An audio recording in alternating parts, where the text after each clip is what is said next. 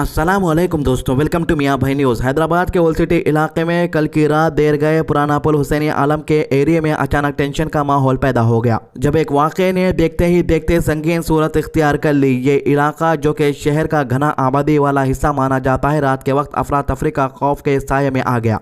बताया जा रहा है कि दो मुख्तलिफ ग्रुप्स के कुछ नौजवानों के दरमियान पहले जुबानी बहस हुई, लेकिन ये बहस कुछ ही लम्हों में धक्का मुक्की और फिर तशद्दुद में तब्दील हो गई। जैसे ही बात बिगड़ी, दोनों तरफ से मजीद लोग जमा होने लगे और नारेबाजी ने माहौल को और ज्यादा गर्म कर दिया। इस पूरी घटना के दौरान सड़क से गुजरने वाले कई पेडेस्ट्रियन और मोटरिस्ट भी हंगामे की जड़ में आ गए। कुछ लोगों पर हमले हुए, जिसमें खवातीन भी जख्मी हुई, जिससे इलाके में रहने वालों के बीच दहशत फैल गई। इतलात के मुताबिक कि वाक़या एक मस्जिद के करीब तोपखाना एरिया के पास हुआ। उस वक्त पेश आया जब कुछ मुस्लिम नौजवान एक दीनी प्रोग्राम में शिरकत के बाद यहाँ मौजूद थे। इसी दौरान मकामी नौजवानों के साथ किसी बात पर बहस हुई, जो अचानक तशद्दुद में बदल गई। जैसे जैसे अफवाहें फैलती गई, वैसे वैसे लोगों की भीड़ बढ़ती चली गई और पुलिस के लिए सिचुएशन को संभालना मुश्किल होता चला गया। ये सारे वाक़यात होने के बाद जैसे ही पुलिस को खबर मिली, फौरन सीनियर ऑफिसर मौके पर पहुंच गए। चार मीनार और बहादुरपुरा जोन्स के असिस्टेंट कमिश्नर्स ने खुद मोर्चा संभाला। पुलिस ने इलाके को घेरे में ले लिया, ट्रैफिक को डाइवर्ट किया गया ताकि मजीद लोग वहां जमा ना हो सके और इजाफी पुलिस फोर्स डिप्लॉय की गई। पूरी रात पेट्रोलिंग जारी रही ताकि कोई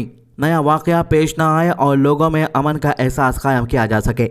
इसी बीच कुछ सियासी रहनुमा भी मौके पर पहुंचे और पुलिस ऑफिशियल के साथ बातचीत की। उन्होंने आवाम से अपील की कि अफवाहों पर यकीन ना करें, सब्र से काम लें और अमन और अमान बरकरार रखने में पुलिस का ताउन करे। पुलिस ने भी वाज़ेह तौर पर कहा कि हालत फिलहाल काबू में है, लेकिन एहतियातन हाई अलर्ट जारी रखा गया। इसी सिलसिले में पुराना पुल और पुराना पुल दरवाजे के इलाके में मंदिर के साथ हुई वैंडलिज्म और बाद में होने वाली तशद्दुद की घटनाओं पर पुलिस ने 2 अलग अलग केसेस दर्ज किए हैं। आपको बता दूं कि वहां पर जो करीब में मज़ार थे, मज़ार की बेहुरमती की गई, कुछ मज़ारों को और कुछ कब्रों को नुकसान पहुंचाया गया, जिसके बाद वहां पर के लोकल लीडर्स ने कहा है कि जो मज़ार को नुकसान पहुंचा और जो कब्रों को नुकसान पहुंचा है उसे रिपेयर कर लिया गया है। तो इसके अलावा जो 2 केसेस रजिस्टर हुए हैं, पहला केस उस नामालूम शख्स के खिलाफ दर्ज किया गया है जिस पर मंदिर को नुकसान पहुंचाने का इल्जाम है। दूसरा केस उस मॉब के खिलाफ दर्ज किया गया है जिस पर गाड़ियों को नुकसान पहुंचाना, पुलिस पर पथराव करना, मजहबी झंडे और कब्रिस्तान को नुकसान पहुंचाने और एक खास कम्युनिटी के लोगों पर हमला करने के इल्जाम है।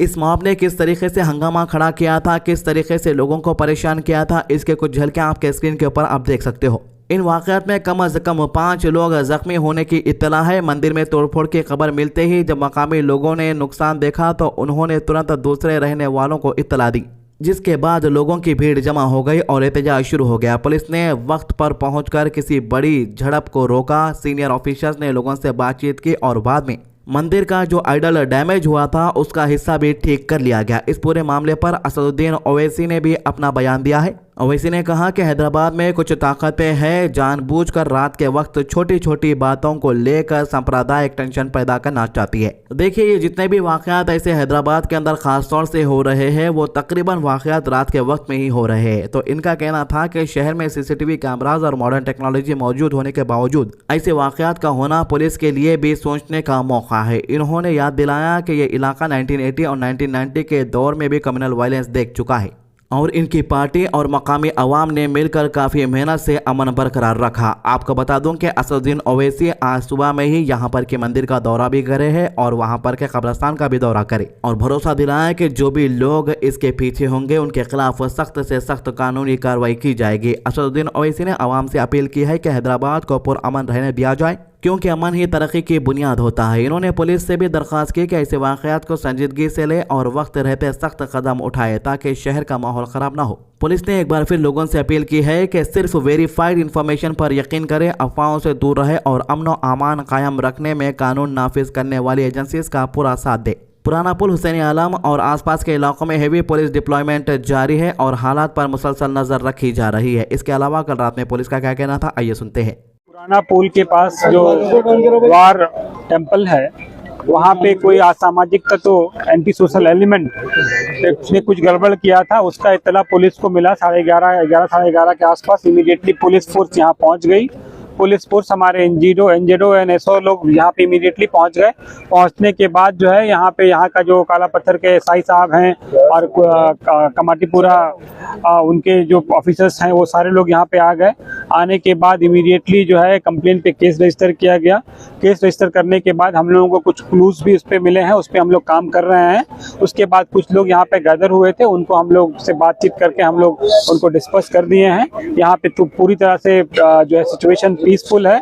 पूरी फोर्सेस यहाँ पे आ चुकी हैं, पैरामिलिट्री फोर्सेस भी हम लोग बुला रहे हैं, रैप भी आ चुकी है, हमारा हेडक्वार्टर से भी फोर्स यहाँ पे आ चुका है। सारे ऑफिसर्स डीसीपी राजेंद्र नगर, अपने चारमीनार डीसीपी साहब और टास्क फोर्स डीसीपी साहब और दूसरे जोन के डीसीपी भी यहाँ पे हैं। पूरी तरह से यहाँ पे जो सिचुएशन अंडर कंट्रोल है और हम लोग पूरी तरह से इंटेंसिफाई पेट्रोलिंग कर रहे हैं। हर जगह पे हम लोग निगाह रखे हुए हैं।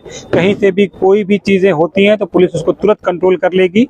और आप लोगों से हमारा अपील है कि किसी भी तरह का कोई भी अफवाह पे आप ध्यान मत दीजिए। सारे चीज़ें अफवाह हैं, कहीं पे कोई प्रॉब्लम नहीं है, पूरा का पूरा पीसफुल चल रहा है, पीसफुल है। और कोई भी आदमी किसी तरह का गड़बड़ करने की कोशिश करेगा तो वो बच नहीं पाएगा। इसके अलावा आज सुबह आंध्र प्रदेश के डिस्ट्रिक्ट नेल्लोर में कवाली रेलवे स्टेशन के बिल्कुल पास एक मालगाड़ी ट्रेन का हादसा पेश आया। इस ट्रेन की 3 बोगियां अचानक रेलवे पटरी से उतर गई, जिसकी वजह से रेलवे ट्रैक को काफी नुकसान पहुंचा और रेल सर्विसेज बुरी तरह मुतासिर हो गई। ये वाकया सुबह के अर्ली आवर्स में हुआ जब लोग अपने रोजमर्रा के कामों के लिए तैयार हो रहे थे।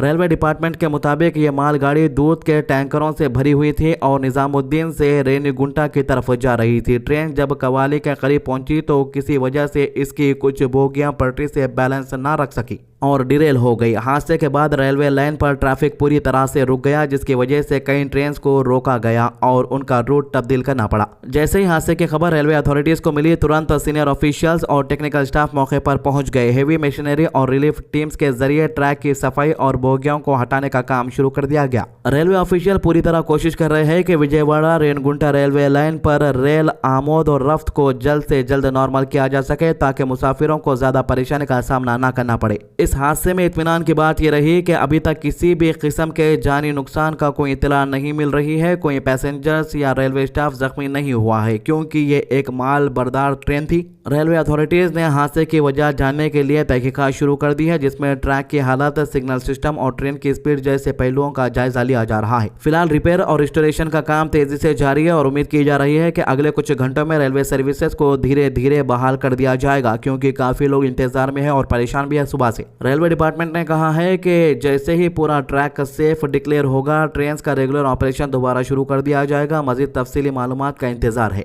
तो सबसे बड़ी अफसोस की बात यह है कि एक तरफ मोदी सरकार हमें बुलेट ट्रेन के ख्वाब दिखाती है, लेकिन दूसरी तरफ बेसिक ट्रेन की जो फैसिलिटीज़ रहती है वो तक ठीक से मुहैया नहीं करा सकती।